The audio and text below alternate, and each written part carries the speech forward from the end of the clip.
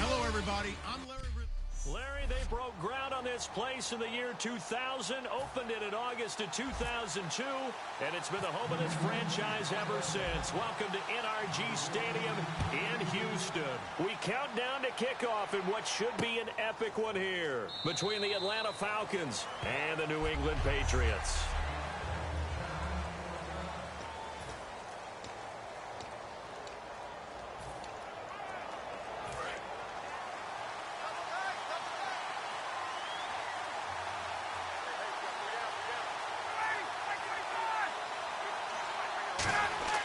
Now Ryan on first down.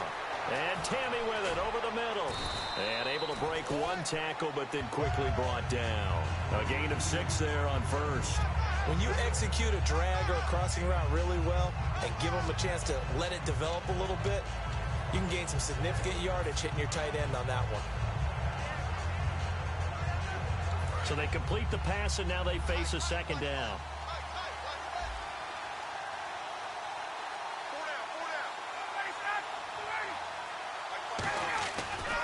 They'll run for the first time with Devontae Freeman. So he loses 3 yards there. Now third down.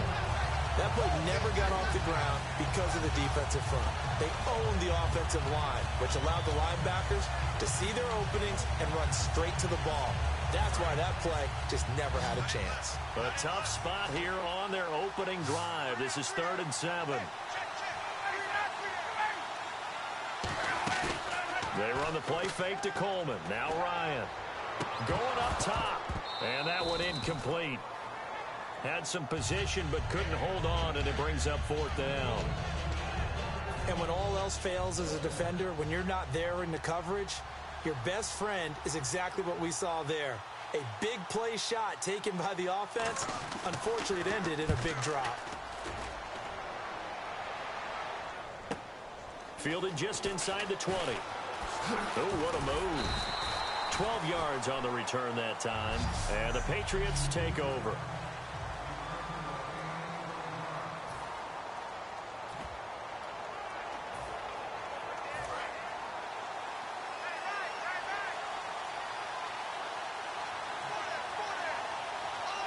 They come out here in the eye.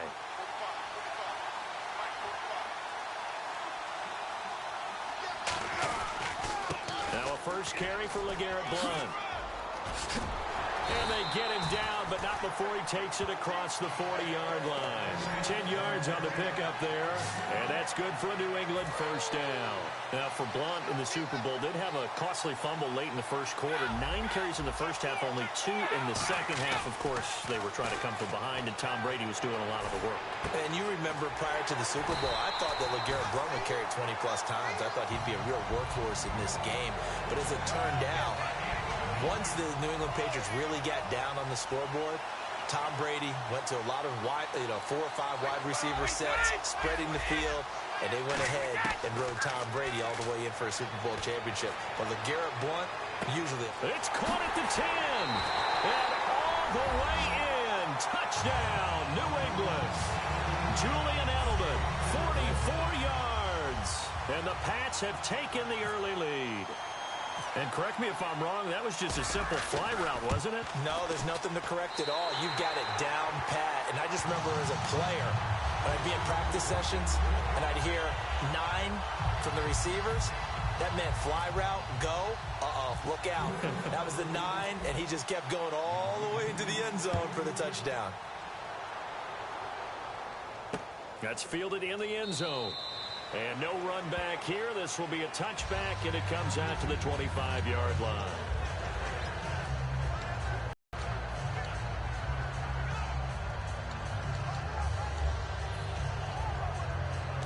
And now the possession will switch over to the Atlanta Falcons. And this offense so good for 3 quarters of the Super Bowl, Charles. At one point, the advanced metrics had them at a 99.5% chance to win. It just seemed like everything was going their way, and then the fourth quarter happened. I think when we review this game and we say, okay, where did it get away from the Falcons? What was the number of plays the Patriots ended up running for the game? 93. And the Falcons ran 46. So they wore down their defense on that one. But look at what they did on offense. They were averaging big-time yardage, running it, passing it, had everything going their way. A 25-point lead should still be enough to win the Super Bowl. Yeah, almost 6 yards per rush, almost 9 yards per pass for the Falcons.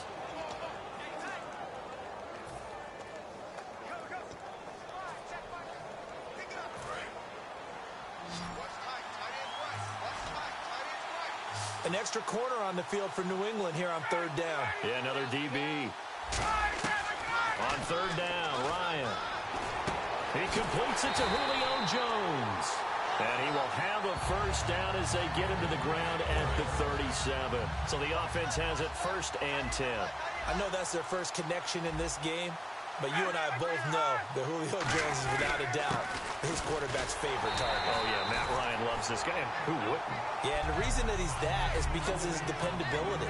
And quarterbacks have to have that from their receivers, meaning they know where they're going to be when they're running certain routes. They don't break them on them. They don't change them up and do their own freelance stuff and put their quarterbacks in bad situations. Matt Ryan has ultimate trust in Julio Jones. To throw is Ryan. And this is Gabriel on the catch. 8 yards on the completion, but now they face 3rd down. An ex-teammate used to tell me all the time, I hate experienced quarterbacks because no matter what, you really can't hide what you're doing. And I think that right there, he knew right away where the blitz was coming from, where his primary guy was going to be, and he ended up going to a secondary target for a nice game. I was just going to ask you, that wasn't the primary target. He's so good at that, isn't he? I think he knew right away that he wasn't going to get to his primary guy. I think he read that as soon as he got to the line of scrimmage, knew where the pressure was going to come from, and said, I know how to beat that, and that's what he did. While sometimes it doesn't appear like much, the out route can be very dangerous when you throw it to a guy like Julio Jones. If you try and undercut it, he can turn to a big play. The reason he's able to get... And no escaping this time as he'll go down. They got him for a sack. They bring the safety on the blitz, and he busts through to drop him for an 8-yard loss. And their inaugural sack of the game coming from an unlikely source. You mean it wasn't a linebacker? It wasn't a defensive end? It was somebody like you. Oh, my goodness. Yeah, that's a surprise for the offense. That's not what they normally get when they think about pressure. On 2nd down, Freeman. And they won't fare much better here as he maybe gets back to the line. And they'll lose a yard that time, and that's going to lead to a 3rd down. 9th play of the drive now on 3rd and a country mile. 3rd and long. It's Ryan. The left side completion to Jones. The completion good for only 6, and that'll bring up 4th. What an amazing season it was for Julio Jones. The Super Bowl, maybe the best catch we've seen all year, that toe tap on the sideline. He finished with 87 yards, but something you told me is astounding. 4 catches in that game. Only 4 targets, too. Yeah, and if you watch the game unfold, which I know you did, how many times did you see on the replays the number of white shirts of the New England Patriots in the vicinity of Julio Jones? He'd run a route, 2 to 3 guys in his area every time. That's the reason the targets were so low. But he maximized them, didn't he? 4 targets, 4 catches. And that sideline catch, I thought was going to be intercepted. And he ended up having the concentration to hold on to it and still get both feet down. And he's got some space here. Rob Gronkowski. There he goes. And all the way in. Touchdown, New England. Rob Gronkowski, an 80-yard touchdown. And the Patriots are able to strike quickly for 6. When they drew that up, I don't think they envisioned it ending in a house call. But he got it and took it all the way home. Really impressive run after the catch, wasn't it? That was really special by him. But let's face it, in today's NFL, those tight ends are often former wide receivers or maybe even sometimes bigger running backs. They just put them in a position to get a great matchup and make plays like that. Gostkowski now, after the touchdown, he'll send this one away. Fielded about a yard deep. And a nice job there as he gets this one up just shy of the 35-yard line at the 34.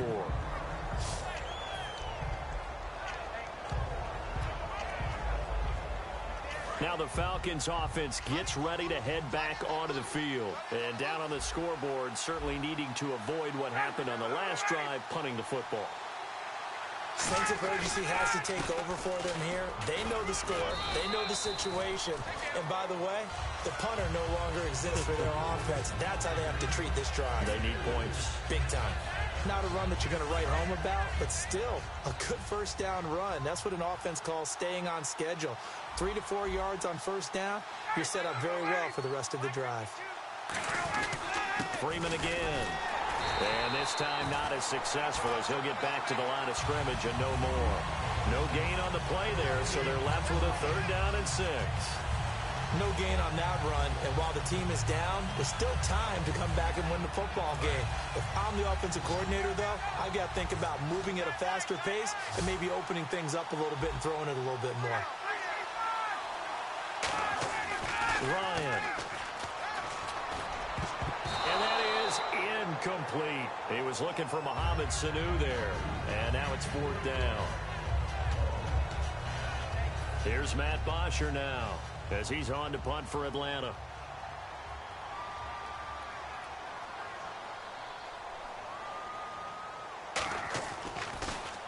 And he's getting a workout here in this first quarter as he gets it away. And this will be taken at the 13. A good return there. Call it 13 yards. And possession will switch hands, 1st and 10. Here come the Patriots again on offense, the Super Bowl champions. And, boy, they have been able to do it a lot of times, Charles, with unsung heroes, haven't they? Look at the names that led them through the playoffs. Hogan, White, Lewis, guys you just wouldn't think of. Yeah, Deion Lewis, a 5th-round pick, 3 touchdowns against Houston in the divisional round. Chris Hogan, undrafted. He ends up having 180 yards in receptions, including 5 plays of 20 yards or more against the Pittsburgh Steelers. And how about James White, a 4th-round pick out of Wisconsin? Think about who he played behind while he was at Wisconsin, and he turns out... Man, it's caught at the 6-yard line. And all the way, Chris Hogan, 64 yards. And the Patriots add 6 to their lead.